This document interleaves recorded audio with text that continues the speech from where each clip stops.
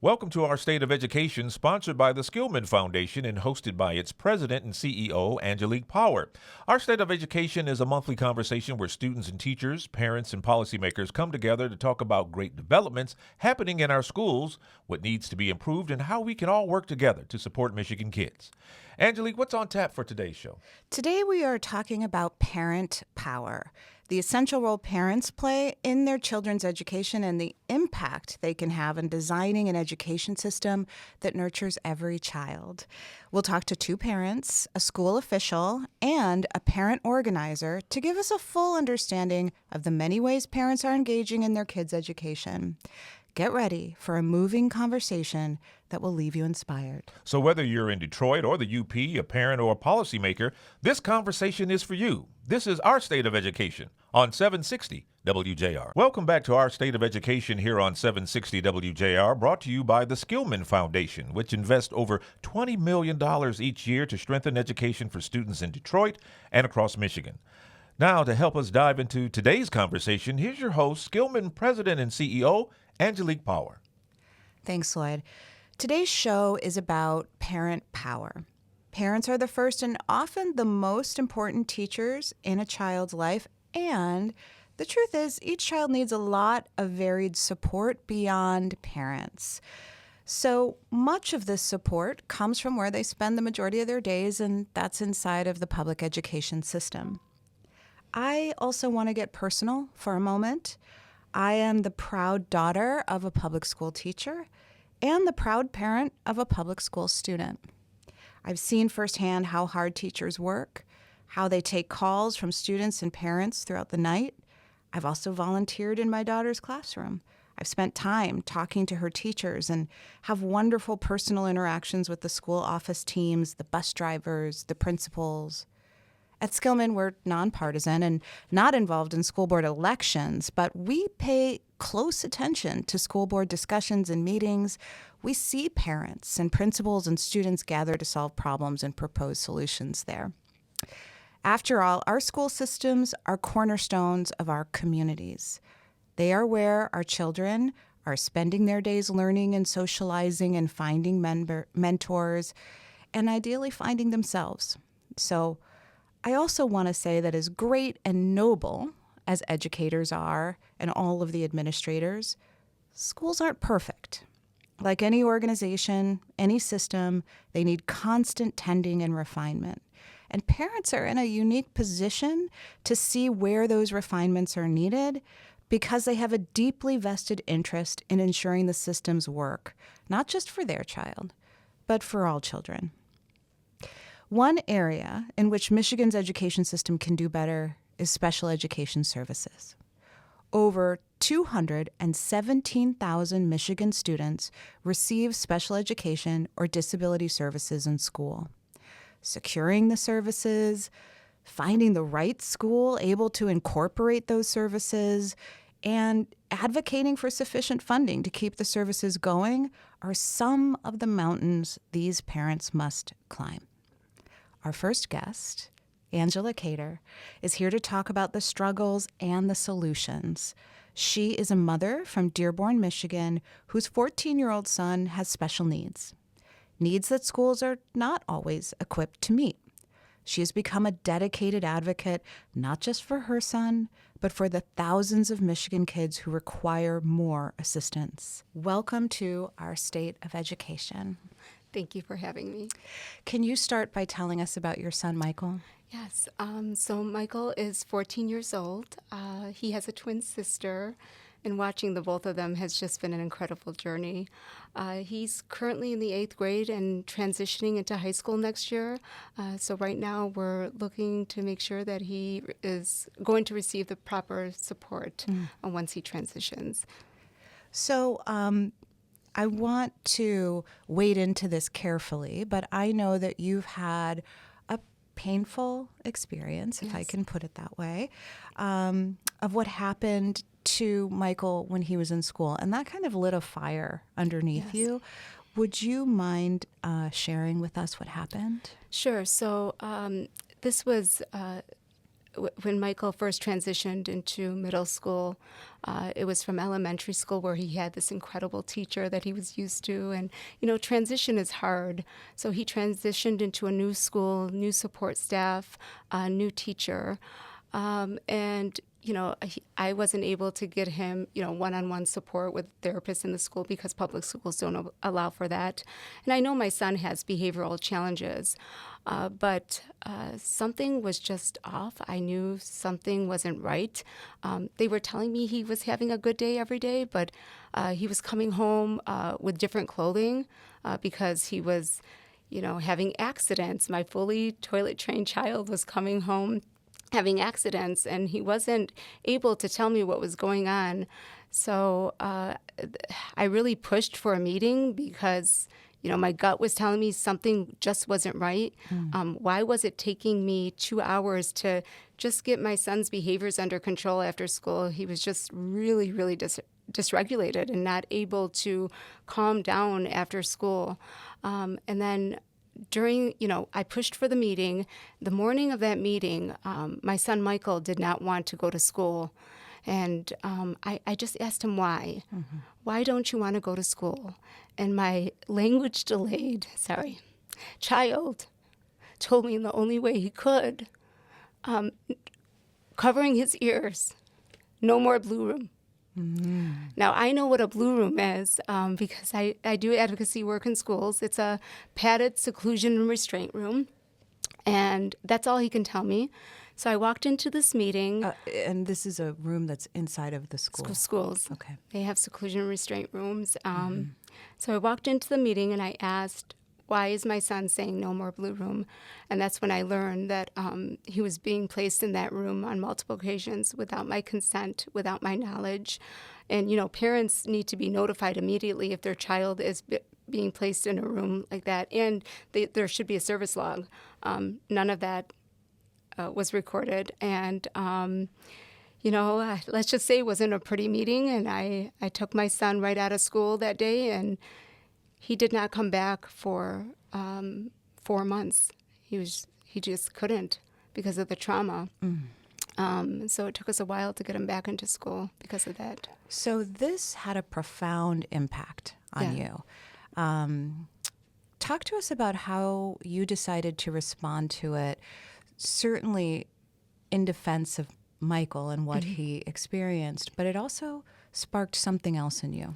Yeah, I knew that I had to educate parents statewide, not only in our district, but all over the state, by telling them that they need to be explicit. It needs to be explicitly written in their IEP that their son, their child is never to be placed in a seclusion or restraint room, that they should be called if behaviors escalate, so that the parent can come in and, get their child, get their behaviors under control.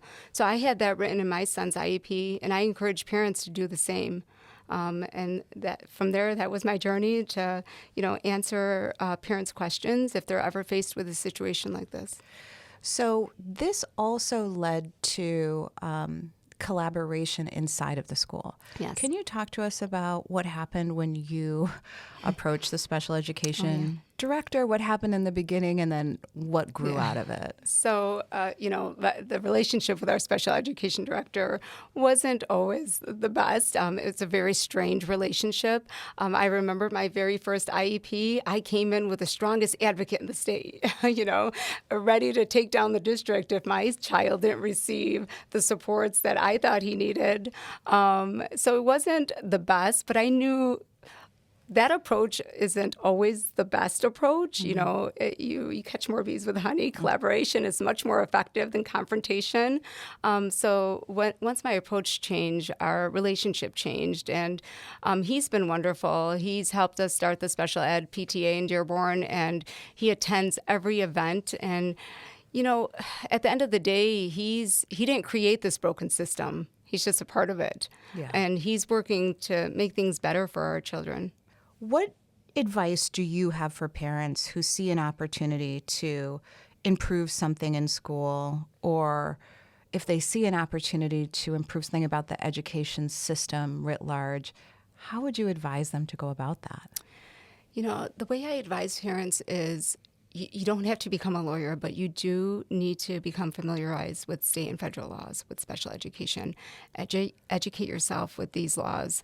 Know what IDEA is. Know what FAPE is. Know what modifications are, so that they can better help their child in a district. And they know coming into meetings and while they're working with the schools for their child's IEP, that they understand what their child is entitled to receive based on state and federal laws. Angela, I want to thank you so much for this conversation. We didn't get to the part where you changed careers, and so you are a full-time superhero. I think that's your new career, a full-time superhero on behalf of Michigan's children. Yeah. So thank you for spending some time with us. Thank you so much for having me. Our State of Education, powered by the Skillman Foundation, continues after this on 760 WJR. Welcome back to Our State of Education, brought to you by the Skillman Foundation, which believes student, parent, and teacher voices must be at the table when decisions are being made about our schools. We're back with our next guest from the Detroit Public Schools Community District. Angelique, tell us who that is. Well, first I just want to say that we are coming back from a conversation with a mother of a special needs teen. It was a very moving conversation about her journey to becoming this powerful advocate for him and students like him. What's wonderful is that we're going to zoom now into a school district, and we're going to take a look at parent power and family engagement from the perspective of a school leader. So Sharlonda Buckman is the Assistant Superintendent of Family and Community Engagement at Detroit Public School Community District. Sharlonda works day in and day out to strengthen the school district's relationships with parents and also community members. She's instituted community engagement programs that fuse homegrown innovations and local realities with national best practices. Prior to her role with DPSCD, Sharlonda was the executive director of the Detroit Parent Network. Remember that organization. It's going to come back in this episode. And she grew parent engagement there to 25,000 active moms, dads, grandparents, and caregivers. She's extended the organization's reach beyond Detroit to surrounding cities and helped launch national affiliate organizations. Welcome, Sharlonda. It's so good to have you with us. I started today by talking about my personal experiences with public school as the daughter of a school teacher, as well as the parent of a public school child. What are your personal memories and interactions with public schools? Oh, yeah. I was going to say, when you were talking about that person, I was wondering who you were talking about. But yes, I have done that work. And when I think about my very personal experience, I just think the greatest gift in life is to give life. And so to have two little people call me mom, who aren't so little anymore, but they're still in school. My daughter is a 16-year-old with all the one-word answers. How was your day? Fine. Did you get bullied today? No. Did you bully anybody today? No. And so trying to move her from that conversation. And then my son is 24. He's in veterinarian sciences, and he's working on his doctorate. And he has more reflective conversations and saying, Mom, I remember when you put me in 21st century and midnight golf, and having those etiquette skills as he finds himself in informal dinners where he has to use those skills. So I think for me, with my children in school, I tried to emulate some of the things that my mom did for us, which was create structure, which was make sure that there was a homework time, there was a bedtime, that I don't know if she could do all the work because she didn't go as far in school, but she certainly made it clear that education was a priority in our house. And so we spent time together on the weekends and really talking about what was happening in our school experiences. And shout out to Midnight Golf. Fantastic. Great program. After-school program we have here in Detroit. So something about this inspired you to spend a career really focused on parent engagement. How did that all start for you? Yeah, I think for me, I made a decision to invest in children. And I think so much of that is about the people in my community who invested in me, the Angela Brown Wilsons and Donna Williams, who's still over at Eastside Community Network.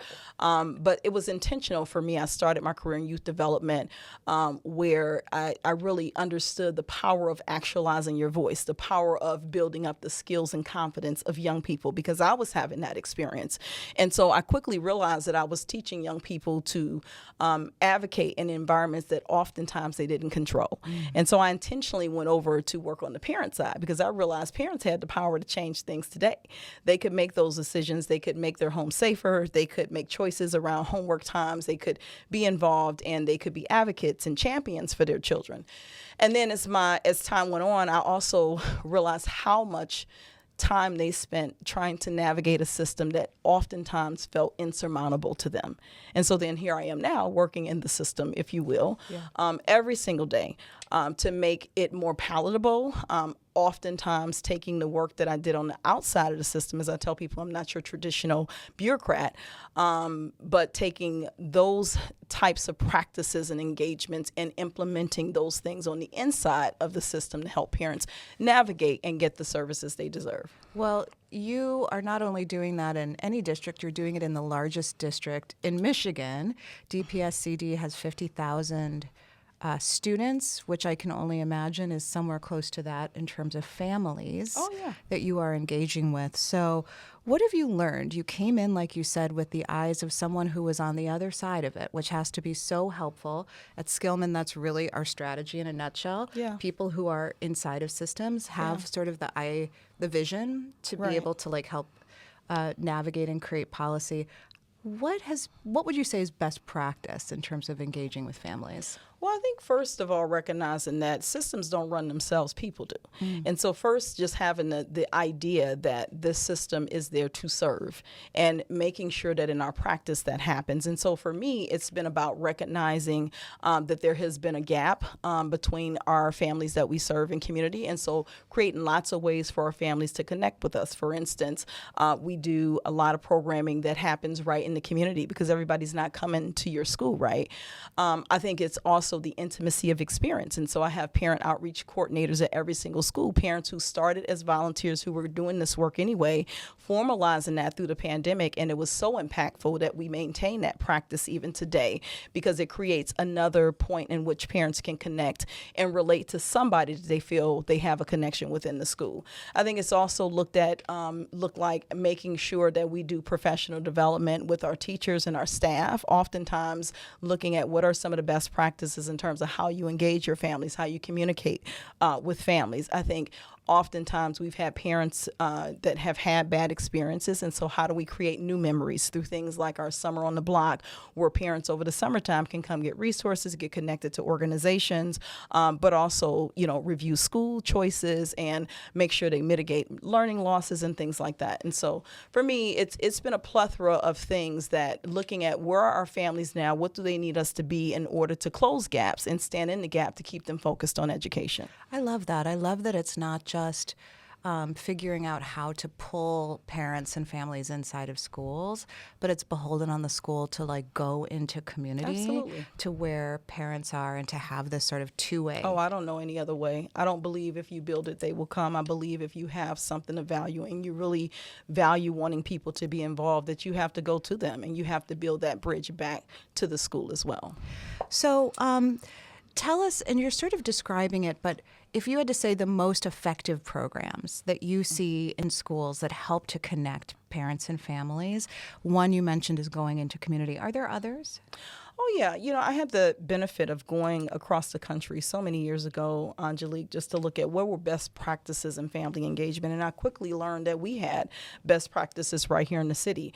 We developed a series of leadership courses or workshops because parents don't always see themselves as leaders, but building those programs where parents could actually go back to focusing on their own personal goals, building opportunities for them to have experiences with their children in the school. And so for me, it is programs like that. It is parent-teacher home visit that has proven to increase academic performance, increase attendance.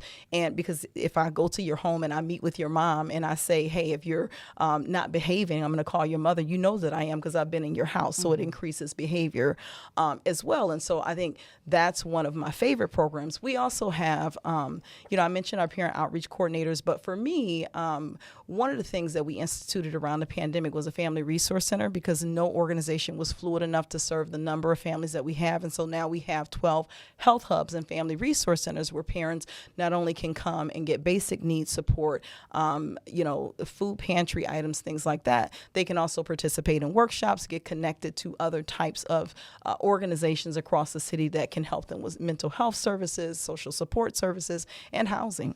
I just want to make sure our listeners know what a big deal it is to have health hubs inside of these schools. It's an innovation that's happening here in Detroit that welcomes the whole family in to be nourished. We have about 45 seconds left. What is one piece of advice you have for parents of school-aged children? Oh, wow. I would say that one of my good friends told me that children describe love as TIME. You have to love your children. It's one of the things that my parents did for us. We didn't have a lot when we grew up, but we had love in our household. And I think that when you show love, your children grow up being able to give love. So, thank you, Sharlonda Buckman, for spending this time with us. That brings us to the end of this conversation with Sharlonda Buckman, Assistant Superintendent of Family and Community Engagement at the Detroit Public Schools Community District. Sharlonda's predecessor joins us in the next segment, so don't go anywhere. There's much more ahead on Our State of Education, brought to you by the Skillman Foundation on 760 WJR. Welcome back to Our State of Education, proudly supported by the Skillman Foundation, partnering with people to transform education and nurture the brilliance and power of Detroit youth. We're continuing our important conversation. Angelique, introduce our guest and take us back in. Well, our next guest, as we mentioned in the last segment, runs an organization called Detroit Parent Network. Our last guest is her predecessor was her predecessor at this organization. Jametta Lilly is here. She has been at DPN, as we call Detroit Parent Network. She's been there for nearly 8 years. I also want to acknowledge that Jametta is a Skillman Visionary Awardee. This is a program that we give that acknowledges education change makers that are just changing the game, and Jametta, you are one of those folks. DPN is a nonprofit that supports parent involvement in education by offering workshops and leadership development programs and information parents can use to be powerful agents of change in schools and in their homes and neighborhoods. So start by taking us more on a personal path of how you got there. How has family helped to inform your career and the role that you have now? Sure, certainly. And first off, I really have to let you know how joyful and honored I am to be part of this conversation because roots and legacy matter. Mm-hmm. And so your question around family is so pertinent to that. I'm blessed to come from a family that believes in service and had the opportunity to grow up with family members, some of who were educators, including starting the very first schoolhouse in La Porte, Texas, that is now a historic site, being a place where making sure that the first Black Presbyterian church in the state of Texas had a school that was there for Black children because there were no schools near there. My father involved in things. But here's what's so important. People can misconstrue. Sometimes you are privileged with education in everything. Books everywhere. I literally ate books, okay, while I had my baseball mitt, of course. But here's what's important. It was always in the context of service. So I grew up in this family context of learning that everything that we had and did was for community. Mm-hmm. So there were always children and students in the house. We were always visiting others.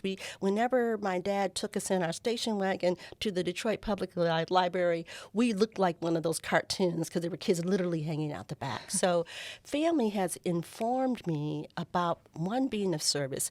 Every gift that you have came from a legacy of people who sowed into you, and then the opportunity to be exposed to lots of different people, from whoever is up on Linwood, who might be the wise old man, with the bottle, to Professor so-and-so.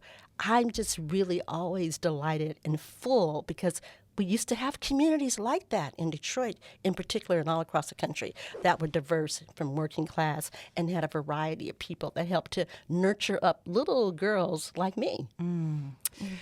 Thank you for that. The Village. Yes, the Village. So we have been talking today about one section of the Village in particular, and that's the role of parents in their children's education. How would you describe that role?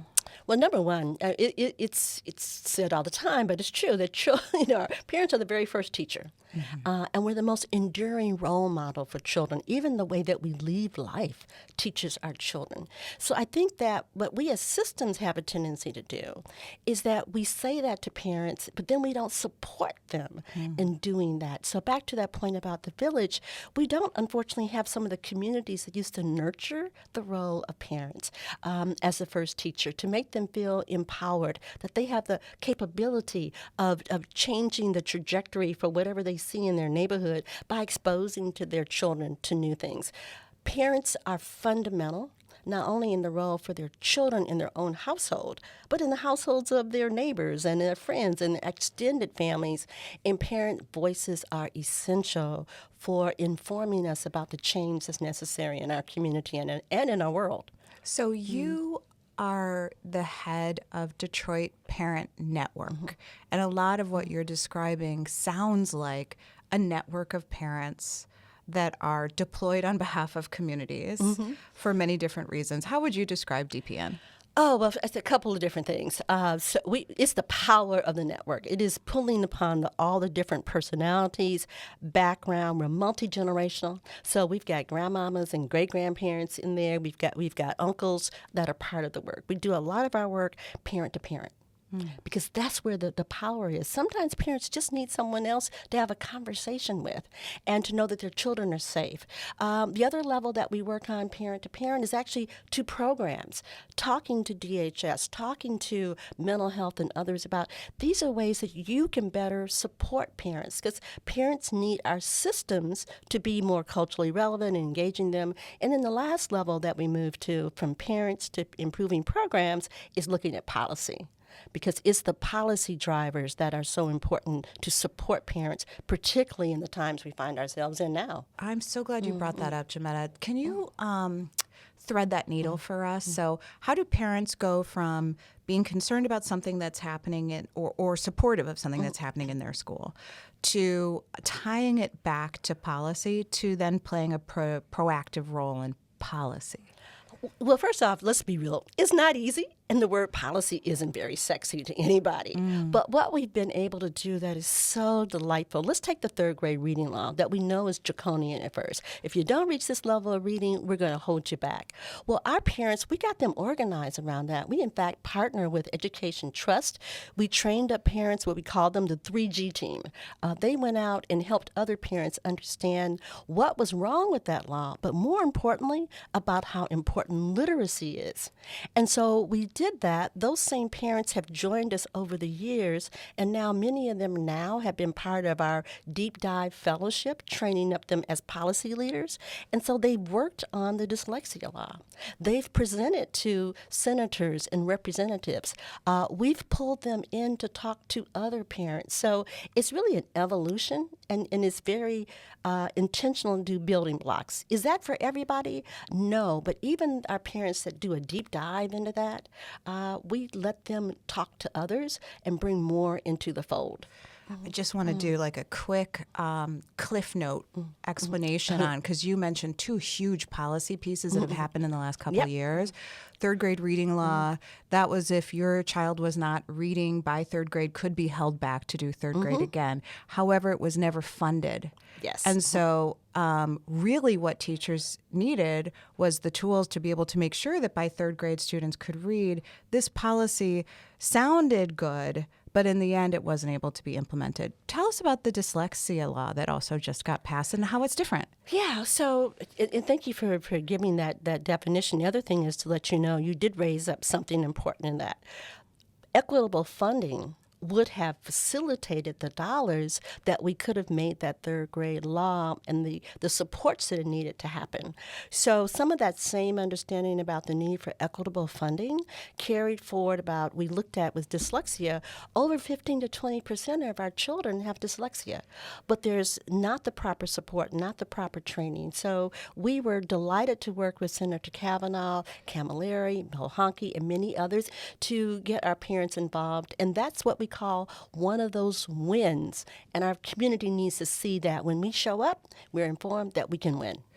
And so this is a bipartisan law that was passed, Yes. that is funded, that actually just requires that all students are tested to see how they're reading and what their needs might be. Equitable funding, in a sentence, can you tell us what it is? Oh my goodness. Well, it means essentially if I have a special needs child and my child needs to have extra support to be able to participate in that classroom, or if I have a physical disability, that I have the supports that I need, and it's recognizing that, oh, you need more, so we're going to give you more. And equitable funding goes across different groups, and we fought hard to make that happen. We're on the path. We're not there yet. Yeah. We're working towards it, right? Finish the sentence for me as we wrap. Parents are important to be involved in education policy because. Because the reality is that parents are the entities that bring us the children that we love to say that we're trying to groom and to develop. What we like to say is that it really needs to be a whole family approach. As a nation, I don't think we're going to help our children grow and to meet their full potential until we're also intentional to engage parents, equip them, and support them to be champions for their children, but also champions for themselves for a more beautiful and just world that we're all working towards. Jametta Lilly, superhero, champion, champion of children and of parents and families. Thank you for joining us. Bill, thank you. Thank you so much for your joy and support for all of us as well. A lot of ground has been covered with our guest, and there's more to unpack when a self-described girl dad joins us in our final segment right after this break. You're listening to the State of Education, brought to you by the Skillman Foundation on 760 WJR. Welcome back to Our State of Education, sponsored by the Skillman Foundation, where we follow the will of Detroit youth to dream big and design new possibilities together. Angelique, let's turn it back over to you to introduce our final guest and continue the conversation. Thank you, Lloyd. Our final guest is a father from Grand Rapids. Brandon Sylvester is a self-described girl dad. His oldest is 9 years old and in the 4th grade. He also has a 2-year-old. And this is what's so exciting. You're expecting a new baby any minute now. Is that right? Yes, I am. Well, thank you for joining us today, and keep us posted on if, things start happening and moving while we're recording this radio show podcast, okay? Okay, no problem. So as parents, we have a vision that we hope for our children's future. And we think about it a lot in terms of when they leave the nest and when they stretch their wings into the world. We view our children, we see their talents and strengths. We know where they need our encouragement and where they could use direction. We do everything we can to help them develop into confident and capable adults. But the reality is we're not always there. And also, our kids don't always want us there. They actually want to individuate from us, and they want to rely on other people. And that's why we need supportive caregivers, and we also need supportive systems that are around to catch them and help develop them alongside parents. So, Brandon, before we get into how you got engaged in your daughter's education, can we talk about the why? We'd love to hear more about your daughter, Brayden. Can you tell us what Brayden is like? Brayden, she's so charismatic. She's like very smart for her age, and she got a lot of positive energy. She like very energetic. She adapt to any environment that she in. Like yesterday, she was doing a pop-up shop. Man, she a young entrepreneur, so she very business oriented right now. So I love it about her and the What was she passion that selling in her pop-up shop? bracelets. Like, she loved making bracelets. She liked making a lot of things, and she very athletic. She is gymnastics, a cheerleader, a dancer, and she's such a big sister to her younger sibling. That's fantastic. We'll talk when the podcast is over about this pop-up shop because the holidays are upon us. So I might need to invest a little bit in that. Okay. So these are all the things she likes to do and the way she likes to do it. Talk about some of the challenges that she might face in school. She has certain challenges in school, like she know the answers and she got confidence, but sometimes she lack her self confidence. Like for an example, the teacher passed out some math questions one day, and Braden was so quick to ask for help without even looking at the problem or trying to figure out the solution. So the teacher instructed her to take her time, look at the question, and apply yourself. So she did exactly those things, and she knew the right formulas to create the right answers. So sometimes she just be so in a rush to get help sometimes, but she already know the problems.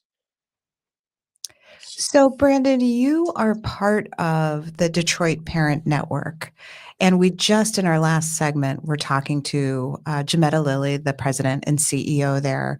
Can you tell us about how you found your way to the Powerful Parents for Change Fellowship that you're a part of and why? Um, I found my way from my big brother slash mentor, Kareem Scales. He had sent me the packet about what DPN was all about, and he connected me with the right people to bring me on board. So, So part of the fellowship helps you really understand schools in different ways. Can you talk to us about what you see from your perspective of what's going right in schools and what's one thing you'd like to see changed? um, what I see what's going right in schools right now, I think they taking the initiative to pour into the kids more. They creating more learning spaces to elevate the young youth mental, as far as creating more after school programs or just being hands on with them. Now, when I was a kid, I didn't have laptops in school, so now that's a big thing in our culture right now for the younger generation. So they learning like at a high speed right now. So that's what I love about the school systems right now. They pouring more into the children as far as when I was growing up. You know, you mentioned a few things that are really important. You talked about um, the involvement of after school programs and things like your daughter is a cheerleader and she's a dancer and an entrepreneur. Often, when we talk about education, we think about just the classroom. We don't think about all of the importance of out of school time and the ways that parents are involved in that. Is there anything that you want to share about the impact of programs like cheerleading and dance that they've had on your daughter? Um, yeah, these programs build her self confidence. Um, like I said, she can adapt to any environment that she encounter with. But I think for the general, what I'm trying to say, I think more programs like that for the younger children or the generation, it'll keep them out of trouble. It'll open up doors for them, and they could develop more skills through those programs because they not only that they going to do those skills, but they learning. It's still key elements of learning how to dance, learning how to play basketball, soccer, and being a gymnastics and a young entrepreneur. You could take all those things, but education is on the front line for all those things. So if you don't know the basics of how to communicate when you go to places, that's what you learn in school. So I think it's a lot of positive um, input when you go to those after school programs or for not so on. I want to acknowledge that you are taking time out of your workday right now. And I really do appreciate it. You are on the road, you are driving a truck, you've taken time to sit down and talk about this because you think it's important that parents are involved in their children's lives. Um, what would you say to parents who want to be more involved, but they just don't know where to start? Um, what I would say to parents that want to be more involved, I will encourage them to get on Google and search certain things in their cities. I mean, in their district. Also, reach out to your loved one, a friend, a neighbor, and see if they can help you in the community as well. Um, Also, I would tell them to go to the library, the public library, because they have a lot of resources that could help someone that's trying to get their children involved or trying to be involved in it in your children's life as being the best parent that you could be. Like, yeah. Thank you. There's so many existing organizations, no matter what community you live in, that are working to make sure that you are supported. So Google them, find them, and get connected. I think that's great advice. As we wind down to our final 30 seconds, finish this sentence in 1 or 2 words. When parents have a say in education, schools, They preparing them to be great, to be success. thank you. Um, Good luck with the new baby on the way. We are so Thank you. excited for your family and everything. And thank you, Brandon, for taking time out of your busy day to show us that power matters and to show us that no matter how busy you are, you have time for your children. We appreciate you. Thanks for having me anytime. Well, that wraps up this month's edition of our State of Education here on 760 WJR. We hope today's conversation sparked new ideas and a deeper understanding of the challenges and opportunities facing our schools and students' ideas for the future of education. Thanks for joining us. We'll see you next month with more voices, more insight, more hope for the future of Michigan students on our State of Education only on 760 WJR.